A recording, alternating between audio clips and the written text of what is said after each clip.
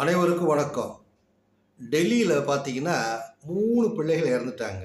ஒரு மழைநீர் வந்து அந்த பயிற்சி மையத்தில ஐஏஎஸ் பயிற்சி மையத்தில திடீர்னு புகுந்து, அது தாக்கு பிடிக்க முடியாம 3 பிள்ளைகள் நேத்து இறந்திருக்காங்க.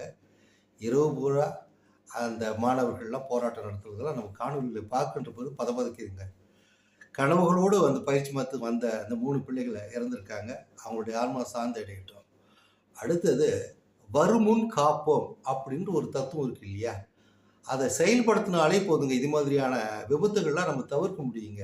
இந்த மழை நாட்ல என்ன செய்யணும் அப்படின்னு பார்த்தா, தெருவுக்கு தெரு அது கார்ப்பரேஷன் எல்லையில பார்த்தீங்கன்னா, தெருவுக்கு தெரு வந்து மேன்ஹோல் இருக்கும். அது வந்து ட்ரைனேஜ் சிஸ்டம் சரியா இருக்கா? அது தண்ணிலாம் சரியா போகுதான்னு பார்த்துட்டாலே, இந்த மழை நீர்லாம் தங்காதுங்க. அப்படி இருந்தால் உடனே சீரமைத்து விட்டால், நிச்சயமாக மழை காலங்கள்ல இது மாதிரியான விபத்துகள தவிர்க்க